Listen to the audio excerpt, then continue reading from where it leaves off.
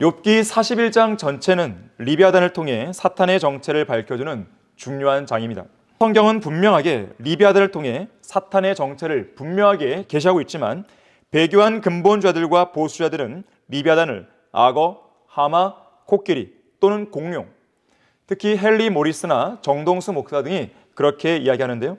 이런 것들로 왜곡하고 변개함으로 사탄의 정체를 가리는 일에 한몫하고 있습니다. 리비아단은 옛 뱀이자 용으로도 불리는 마귀이자 사탄입니다.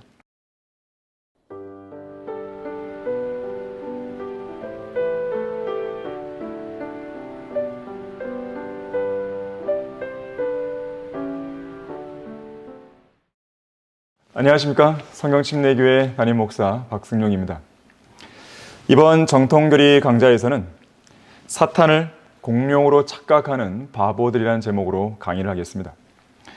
진리의 말씀인 성경에서 모두 5번 언급되고 있는 리비아단이 있습니다. 리비아단은 옛 뱀이자 용으로도 불리는 마귀이자 사탄입니다. 이와 관련해서 요한계시록 12장 7절부터 9절 말씀에서는 이렇게 말씀합니다. 또 하늘에 전쟁이 있으니 미카엘과 그의 천사들이 용을 대항하여 싸우고 용과 그의 천사들도 싸우나 그들이 이기지 못하여 하늘에서 더 이상 있을 곳을 찾지 못하더라. 그리하여 그 큰 용이 쫓겨나니 그는 마귀라고도 하고 사탄이라고도 하는 옛 뱀, 곧 온 세상을 미혹하던 자라. 그가 땅으로 쫓겨나고 그의 천사들도 그와 함께 쫓겨나더라. 영국의 정치 철학자 토마스 홉스는 하나님의 존재를 부인하는 유물론자였습니다. 그는 공산주의자 칼 마르크스와 블라디미르 레닌의 선구자로 성경에 기록된 초자연적인 기적들과 사건들을 모두 거부한 사람입니다. 그가 남긴 책 중에 세상에서 소위 불후의 걸작으로 손꼽히는 리바이어던이 있습니다. 말하자면 리비아단, 곧 사탄인 것인데 그는 이 책을 철저히 유물론적인 인간관으로 기술했고 특히 국가론에 관해 이야기할 때는 국민들이 사회계약설에 따라 사회적인 합의에 의해 국가 또는 정부를 세웠으며 이 국가는 일종의 리비아단 같아서 괴물처럼 국민들을 억압할 수 있다고 말했습니다. 성경에 무지한 토마스 홉스는 리비아단에 관해서도 무지한 것입니다. 곧 사탄에 대해 무지했던 것입니다. 왜 하필 국가를 사탄에 빗대어 설명한단 말입니까? 그는 사탄을 하나의 인격체로 보지 않았고 어떤 사악한 집단이나 악에 대한 관념 정도로만 이해했습니다. 철학에 노략질 당한 그는 마귀에게 철저히 미혹된 사람이었습니다. 이렇듯 사탄은 자신의 실체를 숨기는데 능숙한 존재입니다. 사탄의 강력한 미혹에 잠식되어 있는 세상은 리비아단의 실체를 올바르게 인식하지 못합니다.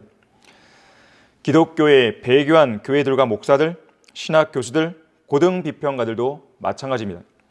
그래서 사탄은 변개된 성경들을 통해서 자신의 실체를 완벽하게 숨기는 것입니다. 예를 들면 욥기 41장 1절이 그렇습니다. 바르게 보존된 한글 킹제임 성경은 이렇게 말씀합니다. 내가 갈고리로 리비아단을 끌어낼 수 있겠느냐? 또한 끈으로 그의 혀를 맬 수 있겠느냐? 그랬습니다. 변개된 개역 성경에서는 이 구절을 악어로 바꿨는데요. 내가 능히 낚시로 악어를 낚을 수 있겠느냐? 노끈으로 그 혀를 맬 수 있겠느냐라고 변개시킨 것입니다. 표준 세번역, 쉬운 성경 등도 악어로 변개시켰습니다. 개역 개정판은 리워야단으로 음력하긴 했지만 그것이 무엇인지에 대해서는 정확하게 설명하지 못합니다. 욥기 41장 전체는 리비아단을 통해 사탄의 정체를 밝혀주는 중요한 장입니다. 리비아단은 얼굴에 문들이 있고 이빨은 무섭게 둘려 있습니다. 그의 몸은 아주 특수한 교만의 비늘로 덮여 있는데 특히 그 비늘은 봉황한 것처럼 밀폐되어 있어 어찌나 촘촘하게 연결되어 있든지 바람이 들어가지 못할 정도라고 합니다. 깊음, 곧 둘째 하늘인 우주와 셋째 하늘 사이에 유리바다 속에 사는 수중 동물이지만 숨을 쉴 수 있는 코와 콧구멍이 있고 턱, 가죽, 목이 있습니다. 그는 자기가 지나간 자리에 자국을 남기는 습성이 있는데 이상의 묘사들은 리비아단이 단순한 어류가 아니라 파충류라는 사실을 잘 보여줍니다. 또한 리비아단은 사람이 보기만 해도 기가 질려버리는 존재이기에 그를 격동시킬 자가 아무도 없고 그와 싸움을 할 생각은 아예 상상도 하지 말라고 하나님께서 경고하십니다. 따라서 육신적인 방법으로는 리비아단에게 대항할 수 없으며 오직 하나님의 칼, 곧 하나님의 말씀을 통해서만 그를 물리칠 수 있습니다. 그래서 욥기 40장에서는 사탄의 육한 존재, 곧 적그리스도를 가리키는 비히못을 언급하면서 그는 하나님의 길에서 으뜸이며 그를 만든 이가 자신의 칼로, 곧 하나님의 칼, 하나님의 말씀으로 하여금 그에게 다가가게 할 수 있느라고 말씀하고 있습니다. 이와 관련하여 히브리서 4장 12절에서는 하나님의 말씀은 살아있고 능력이 있어 양날이는 어떤 칼보라도 예리하여 혼과 영 그리고 관절과 골수를 찔러 가르고 마음의 생각들과 의도들을 판별하느라고 말씀하는데, 이 구절에서 예리한 말씀의 칼로 찔러 가르는 관절과 골수는 비히못의 돌들로 된 힘줄과 강한 놋조각들 같고 철 빗장들 같은 뼈들을 가리키기도 합니다.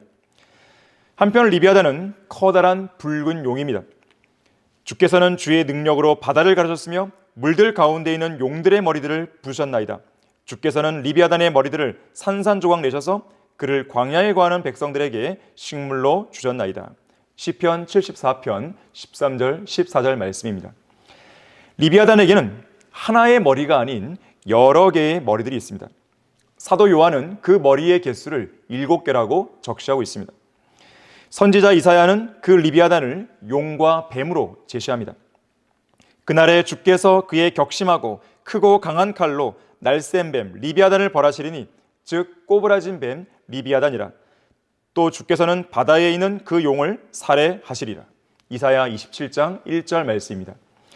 욥도 이 꼬부라진 뱀에 대해 언급하고 있는데 욥기 26장 13절에서 그분의 영으로 하늘들을 단장하신 하나님께서 그 뱀을 그분의 손으로 지으셨다고 말씀합니다. 이 땅에는 하늘들을 꾸미고 있는 이 뱀의 모습을 암시하는 세 가지 유형이 있습니다. 히드라, 드라코, 세투스가 그것입니다. 그리스 신화에 따르면 지구의 적도를 따라 머리를 들고 있는 히드라는 머리가 9개이고 그의 머리 하나를 자르면 그 자리에서 새로운 머리 2개가 생긴다는 괴물로 알려져 있습니다. 드라코는 광활한 우주 천구의 북극 주위에 거의 절반을 휘감고 있는 큰 별자리로 헤라클레스 발 아래에 있으며, 세투스는 여자를 삼키기 위해 그 입에서 물을 쏟아내는 괴물입니다. 이렇듯 세상에서 암시하고 있는 유형이 어떠하든지 간에 이 꼬부라진 뱀은 저 위 하늘들에 있습니다. 그는 이 땅에서 여기저기 두루 다니기도 하고 하늘들 위아래로 자유로이 왔다 갔다 하기도 합니다. 이처럼 성경은 분명하게 리비아단을 통해 사탄의 정체를 분명하게 계시하고 있지만 배교한 근본주자들과 보수자들은 리비아단을 악어, 하마, 코끼리 또는 공룡, 특히 헨리 모리스나 정동수 목사 등이 그렇게 이야기하는데요. 이런 것들로 왜곡하고 변개함으로 사탄의 정체를 가리는 일에 한몫하고 있습니다. 심지어 그들은 성경에 나오는 용을 공룡으로 착각하고 있는데, 그들은 그리하여 그 큰 용이 쫓겨나니 그는 마귀라고도 하고 사탄이라고도 하는 옛뱀 곧 온 세상을 미혹하던 자라. 그가 땅으로 쫓겨나고 그의 천사들도 그와 함께 쫓겨나더라는 계시록 12장 9절 말씀에서 큰 용이 공룡이 아니라 마귀, 사탄, 옛뱀으로 정의되는 것을 고의로 부인하고 있는 것입니다. 용이 공룡이라면 공룡이 사탄이라는 소리가 되는데 그야말로 난센스인 것입니다. 한편 예외 없는 규칙이 없듯이 리비아단의 용례도 예외 하나가 있습니다.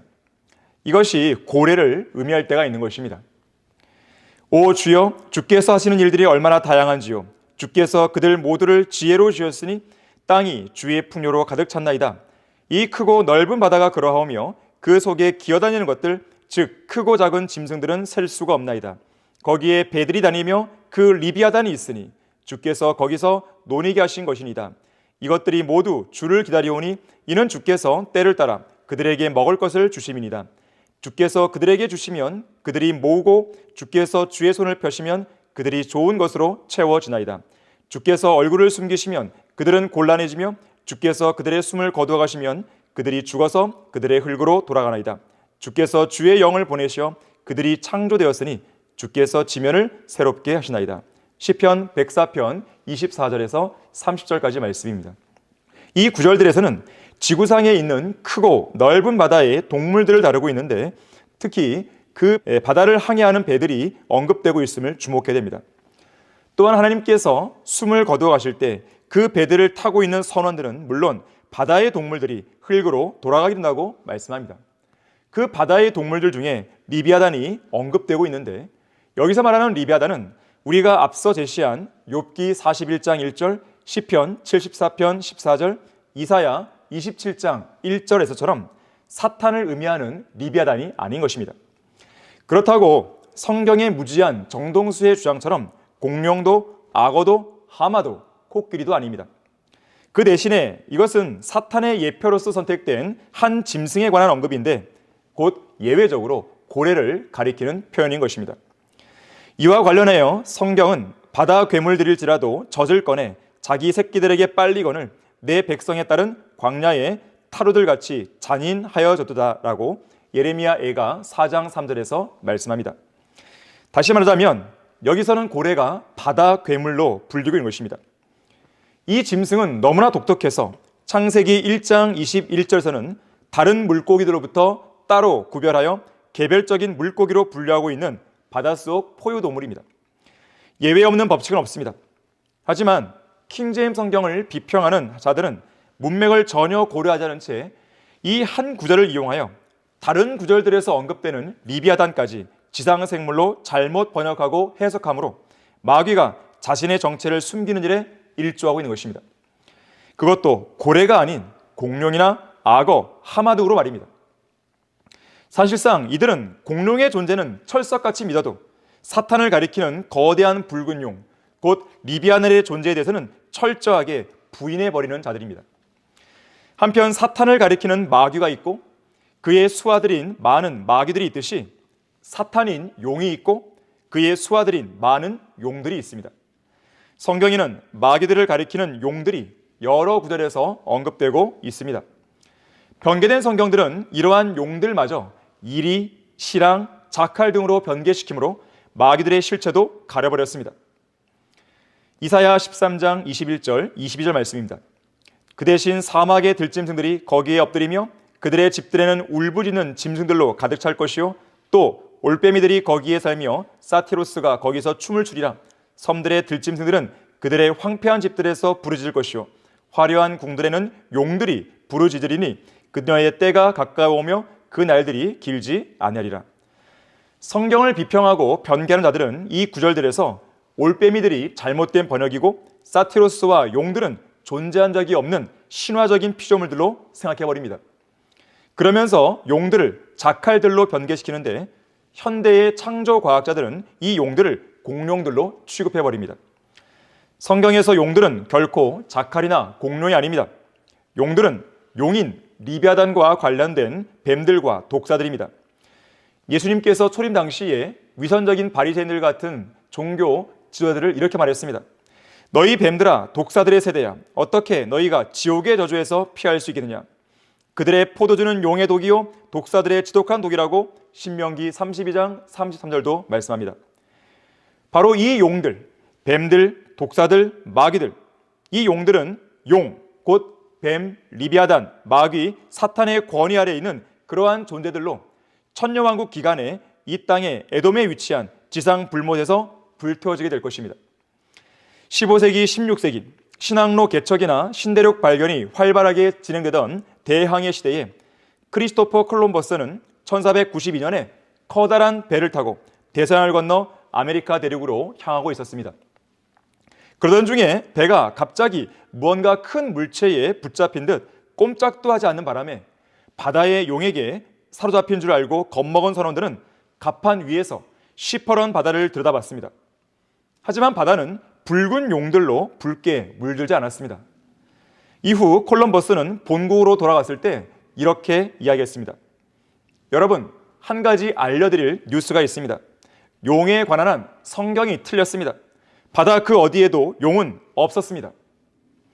그 이후로 과학자들은 용 이야기만 나오면 상상적인 신화적인 존재에 지나지 않는다고 말하면서 성경을 미신적이라고 비웃기 시작했습니다.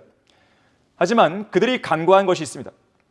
리비아단으로 불리는 그 용은 지구상에 있는 그 어떤 바다에도 살지 않습니다. 그 바다는 이곳 지구상에 없기 때문입니다. 이 바다는 태양계의 범위를 훌쩍 뛰어넘어 저 멀리 우주의 끝 둘째 하늘과 셋째 하늘의 경계, 곧 낮과 밤이 끝나는 경계에 있는 깊음을 가리키는 표현입니다. 바로 그 바다 안에서 꼬부라진 뱀인 붉은 용이 용트림을 하고 있는 것입니다. 피터 러크만 목사의 설명에 따르면 그 용은 몸 길이가 무려 56만 킬로미터에 달하고 몸통 굵기는 640킬로미터에 이르게 되며 7머리를 가지고 있고 온몸이 치밀하고 단단한 비늘에 덮인 채로 붉은색을 띠고 있으며 입에서는 연기가 뿜어져 나오고 있습니다. 구원받지 못한 죄인들은 죽음의 세력을 가진 바로 그 리비아단에게 속박되어 평생을 죽음을 두려워하는 노예로 살아가고 있습니다. 예수 그리스도께서 이 땅에 오신 목적은 바로 그런 죄인들에게 구원의 길을 마련하시어 그런 사탄의 노예 생활과 죄와 사망의 법으로부터 해방시켜 참된 자유를 주시기 위함이었습니다. 예수 그리스도를 자신의 구주로 믿으면 지금 바로 자유롭게 될 수 있습니다. 이것이 바로 인류를 향한 하나님의 구원 계획입니다. 진리를 알게 되리니 그 진리가 너희를 자유롭게 하리라고 예수님이 말씀하셨습니다. 리비아단은 모든 교만의 자식들을 다스리는 왕입니다. 과연 바른 성경인 한글 킹제임 성경이 없이 리비아단의 정체를 제대로 알 수 있겠습니까? 바른 성경을 통해 사탄을 가리키는 리비아단의 정체를 올바르게 깨달아 더 이상 사탄과 사탄의 종들에게 속지 않는 여러분이 되기를 바라겠습니다. 감사합니다. 그리스도인은 한글 킹제임스 성경을